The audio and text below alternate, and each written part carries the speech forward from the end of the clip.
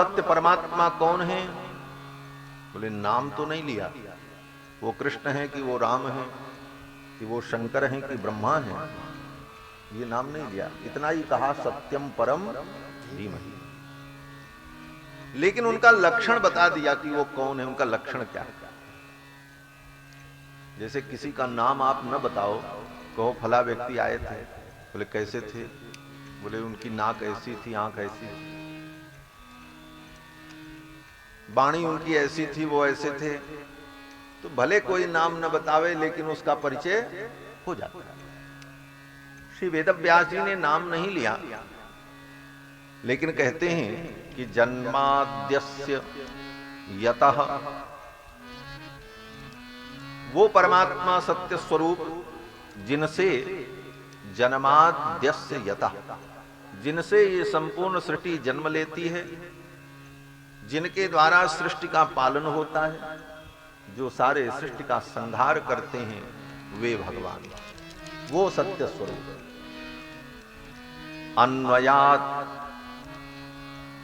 और जो सर्वत्र अन्वित हैं, अन्वित होने का मतलब जिनकी सर्वत्र सत्ता है, कण कण में अंतर्यामी रूप से जो विद्यमान है, और अभिज्ञ, जो सब कुछ जानते हैं, सर्वज्ञ।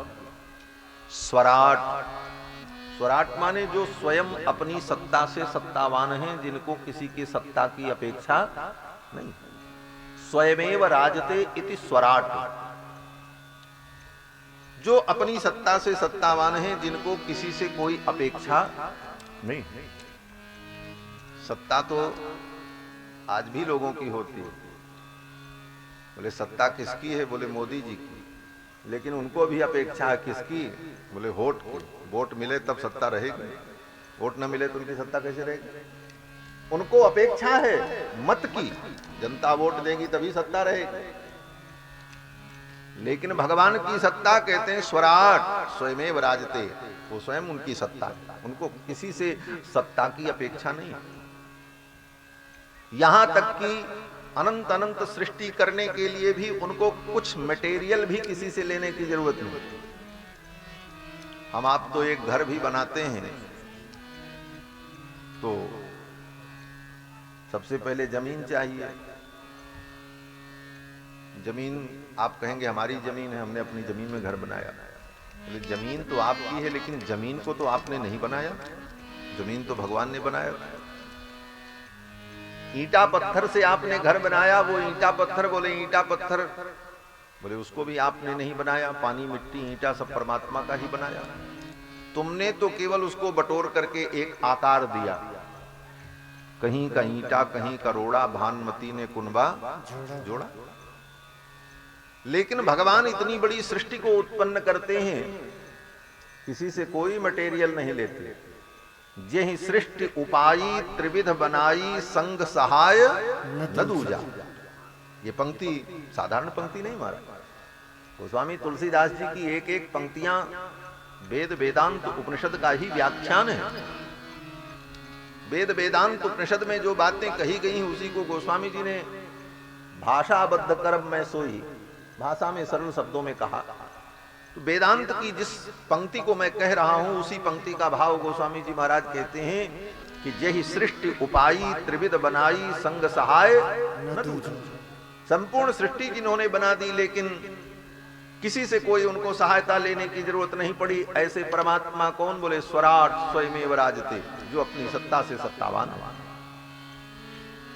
फिर उन्होंने क्या किया? कहते हैं तेने ब्रह्म हृदय आदि कवये मुह्यन्ति यत्सूरयः, जिन्होंने सृष्टि के प्रारंभ में आदि कवि, आदि कवि माने ब्रह्मा, आदि कवि ब्रह्मा के हृदय में जिन्होंने अपने संकल्प मात्र से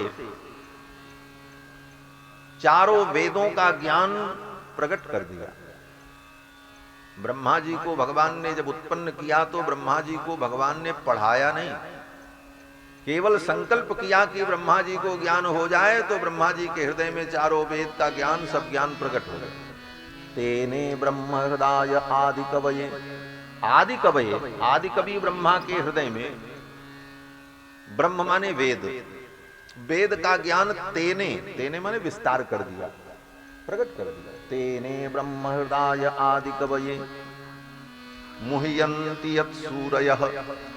जिन परमात्मा के विषय में बड़े बड़े ज्ञानी भी मोहित हो जाते हैं, जिनका ठीक ठीक परिज्ञान नहीं कर पाते, तेजो वार मृदाम यथा विनिमयो यत्र सर्गो मृषा, जिनकी माया के द्वारा, जिनकी शक्ति के द्वारा यह असत्य संसार भी सत्य प्रतीत होता है, जिनकी सत्ता के कारण वे भगवान कौन हैं?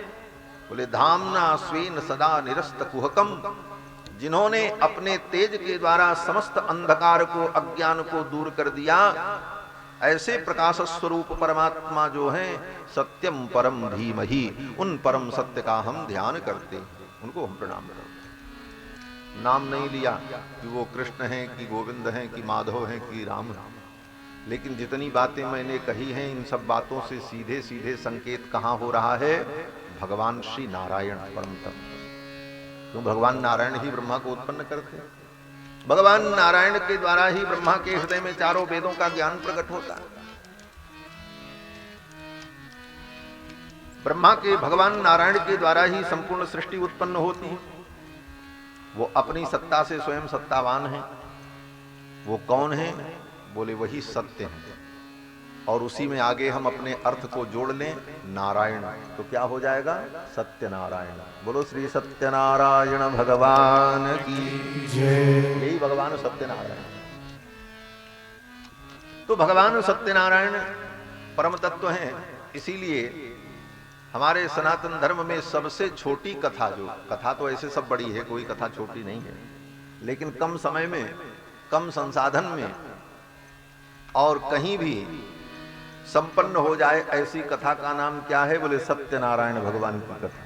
घर घर में होती है और इस कथा को सभी सुनते हैं। क्यों? बोले प्राइमरी स्तर में भी यही पढ़ाया जाता है कि भगवान नारायण ही सत्य हैं, वही परम तत्व है। भागवत के प्रारंभ में उन्हीं भगवान सत्यनारायण को प्रणाम किया। सत्यम परम धीमहि, उन भगवान का हम ध्यान करते हैं। धीमहि, धीमहि का मतलब हम उनका ध्यान करते हैं। ये धीमहि शब्द गायत्री मंत्र का अंग है। गायत्री मंत्र में भी धीमहि शब्द का प्रयोग किया गया है। भर्गो देवस्य धीमहि। लौकिक संस्कृत में धीमहि का प्रयोग नहीं होता है। संस्कृत भाषा भी दो प्रकार की है, वैदिक संस्कृत और लौकिक संस्कृत। वैदिक संस्कृत जो है उसका व्याकरण कुछ अलग है, वहां पर शब्दों का प्रयोग भी अलग है, और लौकिक संस्कृत जो है वो अलग है, लेकिन 90% मिलती जुलती है, कुछ अंतर है। इसीलिए दोनों के अंतर को बताया गया। वेद के जो मंत्र हैं, उपनिषद के जो मंत्र हैं, और वैदिक ब्राह्मण ग्रंथ के जो मंत्र हैं, उन मंत्रों में जो संस्कृत की भाषा है, वो भाषा वैदिक संस्कृत मानी जाती है। और पुराणों में और बाद के ग्रंथों में जो विद्वानों ने संस्कृत में लिखा, और आज जो हम संस्कृत पढ़ते लिखते हैं, ये लौकिक संस्कृत है। दोनों के व्याकरण में भी अंतर है। इसीलिए लौकिक व्याकरण भी जब हम पढ़ते हैं तो इस व्याकरण में एक प्रक्रिया पढ़ाई जाती है, स्वर वैदिकी प्रक्रिया। स्वर वैदिकी प्रक्रिया में वेद से संबंधित जो व्याकरण है उसका अनुभव कराया जाता है। तो वैदिक शब्द धीमहि, इसका प्रयोग भागवत के प्रारंभ में श्री वेदव्यास जी ने किया। उन परमात्मा का हम ध्यान करते हैं तो इस शब्द के द्वारा संकेत है वेदव्यास जी के द्वारा कि वेदों के में जो तत्व है और वेदों का सार जो गायत्री मंत्र है, चारों वेदों का सार गायत्री मंत्र है।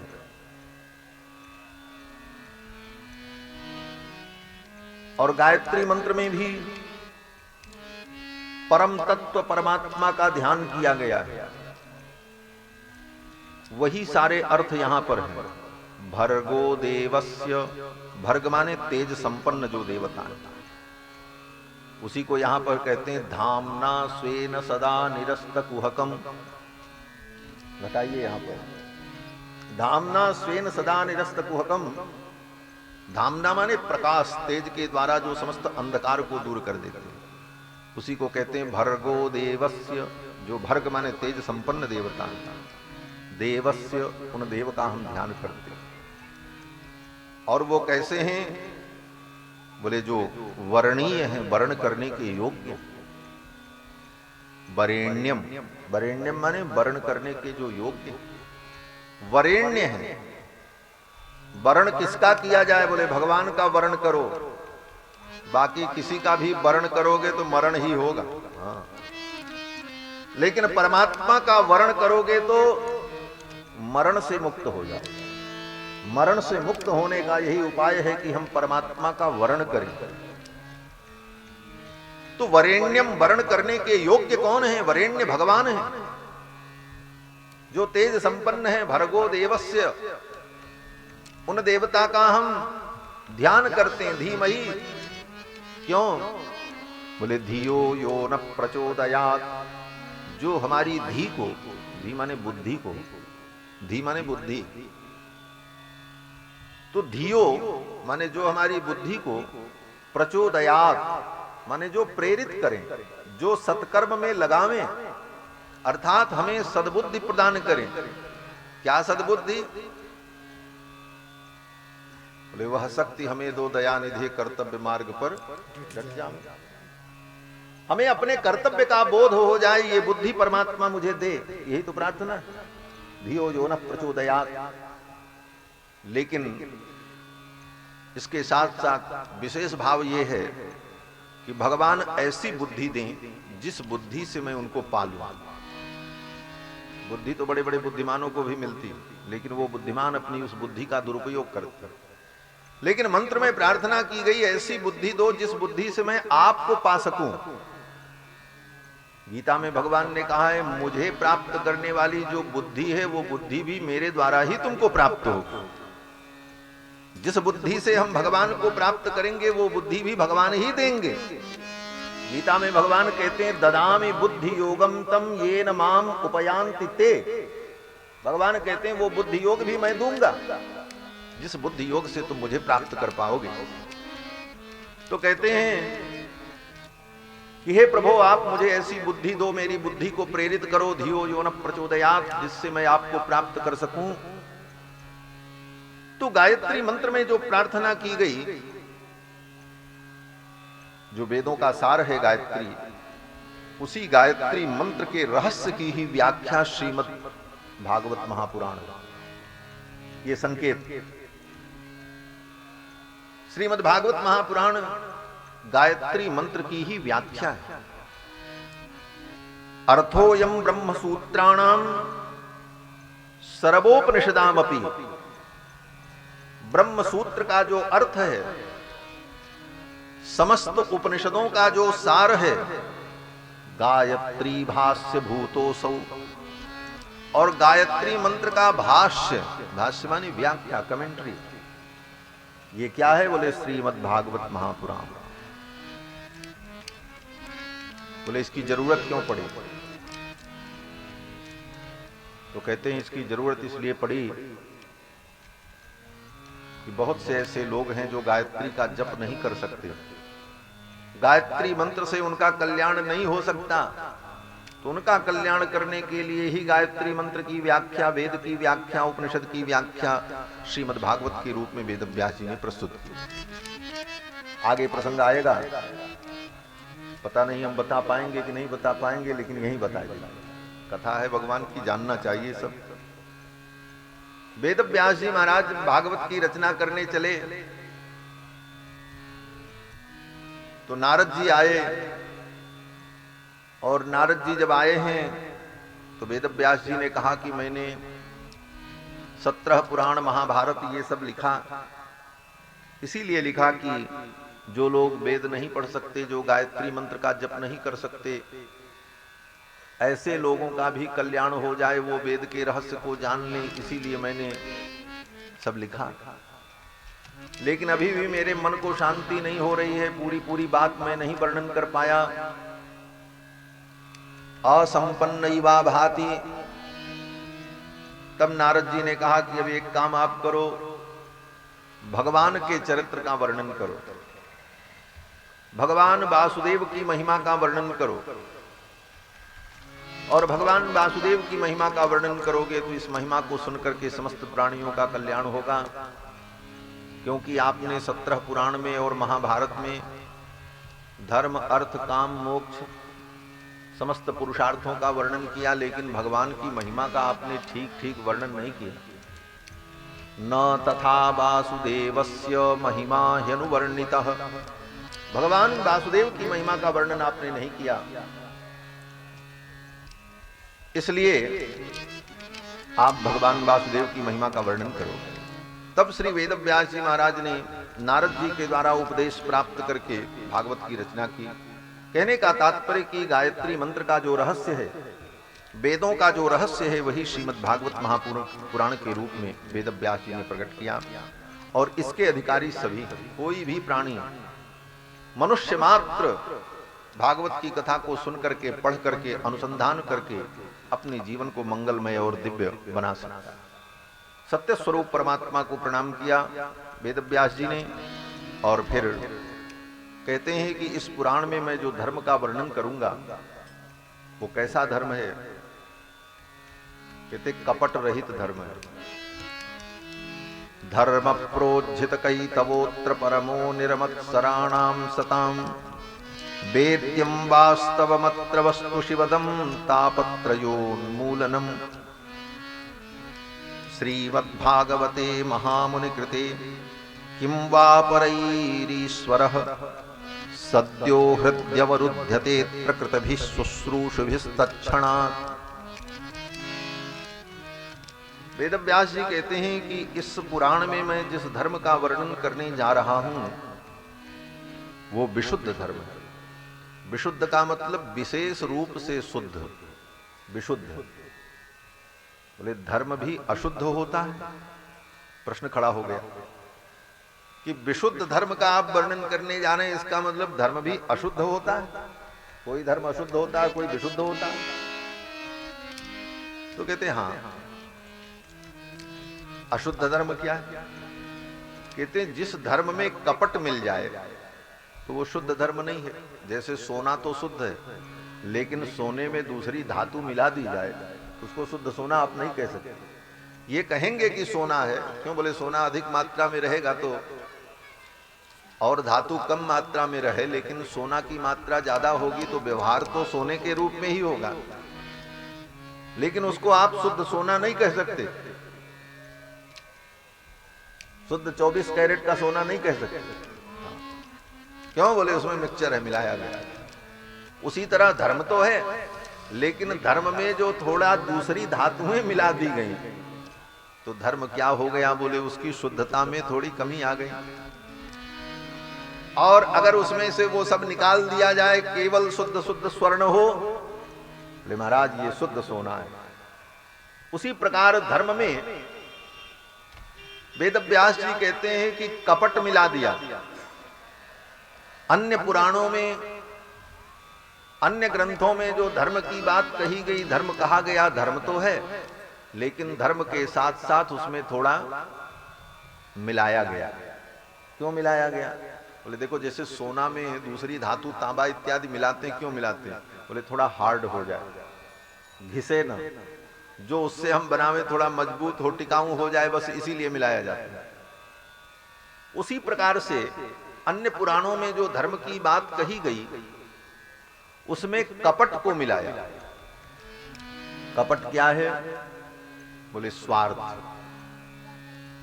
स्वार्थ रूपी कपट को धर्म में मिला करके वेदव्यास जी ने और ऋषि मुनियों ने वर्णन किया। कारण बोले जब स्वार्थ मिलाएंगे तभी तो लोग इसको अपनाएंगे, क्योंकि दुनिया है, बिना स्वार्थ के तो कुछ करेगा नहीं। कुछ तो बताना पड़ेगा, भाई ये धर्म करो तो तुमको ये फल मिलेगा, ये धर्म करो तो ये फल मिलेगा। इसीलिए उसमें स्वार्थ को मिलाया। ये पूजा कर लो तो ये फल मिल जाए, ये मंत्र जप लो तो ये फल मिल जाए, ये यज्ञ करो तो तुमको अमुक लुक मिल जाएगा, ऐसी कामना हो तो ये काम कर डालो तुम्हारी कामना पूरी हो जाएगी। तो इन कामनाओं की पूर्ति का वर्णन करके, उन स्वार्थों का उसमें समावेश करके जो धर्म का वर्णन किया, यही उस धर्म में कपट है। लेकिन यह भी जरूरी था, क्यों बोले न मिलाते तो लोग दुनिया धर्म क्यों करते। प्रवृत्ति के लिए, धर्म में जीव की प्रवृत्ति हो, इसलिए थोड़ा स्वार्थ दिखाना पड़ता है। जैसे गाय को बुलाना है अपने पास तो चारा तो दिखाना ही पड़ेगा, हरा चारा देखेगी तो गाय आ जाएगी। आ जाने के बाद फिर उसकी सेवा होगी, सब कुछ होगा, लेकिन पहले तो उसे चारा का लालच देना ही पड़ेगा। उसी तरह शास्त्रों में स्वार्थ का लालच देकर ये करो तो ये फल, ये करो तो ये फल, इस लालच से जीव की धर्म में प्रवृत्ति हो, इसीलिए पुराणों में, अन्य ग्रंथों में कपट का सम्मिश्रण किया। और शुद्ध धर्म क्या है? बोले स्वार्थ निकल दो। बोले स्वार्थ जब निकल गया तब क्या बचा? बोले केवल धर्म बचा, रहेगा वही पूजा पाठ, जप तप, यज्ञ, दान, पुण्य, वो सारे धर्म वही रहेंगे, लेकिन अपना स्वार्थ उसमें से हटा लो। जब स्वार्थ हट जाएगा तो वो शुद्ध धर्म क्या होगा? बोले वही भगवान की भक्ति बन जाएगा, यही शुद्ध धर्म। जब उसमें से हमारा स्वार्थ हट गया, अब हमारा कोई उसमें लाभ नहीं है, अब हम जो कर रहे हैं वो किस लिए कर रहे हैं? बोले भगवान की प्रसन्नता के लिए कर रहे हैं, ठाकुर प्रसन्न हो, बस, हमारा कोई स्वार्थ नहीं। तो वो शुद्ध सोना है, वो शुद्ध धर्म है। इसी को वेदव्यास जी कहते हैं, धर्म प्रोज्झित कई तवोत्र परमो निरमत्सराणाम सताम। धर्म प्रोज्झित कई तवो, धर्म के अंदर जो कैतव, कैतव माने जो कपट था, प्रोज्झित, उसको निकाल दिया हमने, निकाल करके फेंक दिया। प्रोज्झित कैतवोत्र परमो निरमत्सराणाम सताम, जो बड़े बड़े निर्मत्सर पुरुष हैं, परम ज्ञानी हैं, महात्मा हैं, ऐसे महात्माओं के द्वारा जो अनुष्ठीयमान धर्म है, ऐसे महात्मा जिस धर्म का अनुष्ठान करते हैं, उस धर्म का मैं वर्णन। बोले इस धर्म से, स्वार्थ रहित निष्कपट धर्म का जो वर्णन भागवत में करेंगे, इसका फल क्या है? बोले इसका लौकिक फल नहीं है, इसका अलौकिक फल है। अलौकिक फल क्या है? बोले वेद्यम वास्तवमत्र वस्तु शिवदम। इस धर्म के आचरण से तुम वास्तविक वस्तु को जान जाओगे। वेद्यम वास्तवमत्र वस्तु शिवदम। वास्तविक वस्तु क्या है? बोले वास्तविक वस्तु परमात्मा है। वास्तविक का मतलब वस्तुतः अस्तीति वास्तविका। जो वस्तुतः जिसकी सत्ता हो उसको कहते हैं वास्तविक। वस्तुतः सत्ता विद्यते यस्य असौ तथा विध वास्तविका, उसको वास्तविक कहते हैं। तदेव वस्तु, वही वस्तु है। तो वस्तु का मतलब जो वस्तुतः हो, जिसकी सत्ता। तो वास्तविक तत्व तो केवल भगवान है। इसी बात को उपनिषदों में कहा कि भगवान ही सत्य है और बाकी सब कुछ असत्य है। ब्रह्म सत्यम जगन मिथ्या। तो वास्तविक तत्व जो भगवान है, उन तत्व का बोध प्राप्त हो जाए, उस वास्तविक तत्व को हम जान जाए। वेद्यम वास्तवमत्र वस्तु शिवदम। फिर उस वास्तविक तत्व को जानने का फल क्या होगा? बोले शिवदम, हमारे जीवन में शिव होगा। शिव माने कल्याण, शिव माने मंगल, शिव माने शुभ। शिवदम, जिस तत्व के ज्ञान होने से हमें शिव की प्राप्ति होगी, मंगल की प्राप्ति होगी, धन्यता की प्राप्ति होगी। और बोले तापत्रयोन्मूलनम, उस शुद्ध धर्म को जान लेने पर हमारे जीवन से तीनों प्रकार के ताप दूर हो जाएगा। क्यों? बोले सोना में ताप कब तक होता है? बोले सोना में जब तक मिक्सचर होगा तब तक उसको ताप की जरूरत है। गलाया जाएगा, पीटा जाएगा, ठोका जाएगा। शुद्ध करने के लिए उसको गर्म करके उससे अन्य धातुओं को निकाला जाएगा, सारी प्रक्रिया होगी, तब तक उस स्वर्ण को ताप होगा। लेकिन वो ताप कब खत्म होगा? बोले जब वो शुद्ध हो जाएगा, सारे विकार निकल गए, फिर ताप की जरूरत नहीं पड़ेगी। यही तापत्रयोन्मूलनम। तापत्रयोन्मूलनम, हमारे जीवन के सारे ताप दूर हो जाएंगे। और श्रीमद्भागवते महामुनि कृते किं वा परैरीश्वरः सद्यो हृद्यवरुध्यते त्रिकृतभिः शुश्रूषभिस्तत्क्षणात्। इस परम धर्म को, शुद्ध धर्म को जब हम सुनेंगे तो इसका सबसे बड़ा फल क्या है? बोले सुनने मात्र से भगवान परम तत्व परमात्मा जो है वो हमारे हृदय में आकर के विराजमान हो जाएंगे। सद्यो हृदयवरुध्यते, वो हमारे हृदय में आकर के बैठ जाएंगे। बोले बैठ नहीं जाएंगे, वो बैठेंगे और बैठने के साथ साथ अवरुद्ध हो जाएंगे। अवरुद्ध माने अब जा नहीं सकते। सद्यो हृदयवरुध्यते, उनका अवरोध हो जाएगा। क्यों? बोले अब वो निकल नहीं सकते, अब आकर के प्रतिष्ठित हो जाएंगे। इस कथा के श्रवण मात्र से ही भगवान हृदय में आकर के प्रतिष्ठित हो जाते हैं। सत्यो हृदयवरुध्यते त्रिकृतभिः शुश्रूषभिस्तत्क्षणात्। श्रवण मात्र से। ऐसा विशुद्ध धर्म भागवत धर्म है, श्रीमद् भागवत महापुराण। इसके बाद तीसरे श्लोक में फिर भागवत की महिमा का वर्णन करें। निगम कल्पतरोर्गलितम फलम शुकमुखादमृतद्रव संयुतम पिबत भागवतम रसमालयम मुहुरहो रसिका भुवि भावुकाः। ये 3 मंगलाचरण है। जन्माद्यस्य यतोन्वयादितरतः, दूसरा धर्म प्रोज्झित कैतवोत्र परमो निर्मत्सराणाम सताम, और तीसरा मंगलाचरण निगम कल्पतरोर्गलितम फलम शुकमुखादमृतद्रव संयुतम। अब कहते हैं 3 मंगलाचरण 3 व्यक्तियों के द्वारा किया गया, अलग अलग। वेद व्यास जी ने मंगलाचरण किया जन्माद्यस्य यतोन्वयादितरतश्चार्थे स्वभिज्ञस्वराट, और सुखदेव जी ने, सुखदेव जी परमहंस हैं, और परमहंसों का जो धर्म है, परमहंसों का धर्म परमात्मा की अकिंचन भक्ति, वो परमहंस श्री सुखदेव जी महाराज जब मंगलाचरण करते हैं तो कहते हैं धर्म प्रोज्झित कैतवोत्र परमो निर्मत्सराणाम सताम। ये दूसरा मंगलाचरण सुखदेव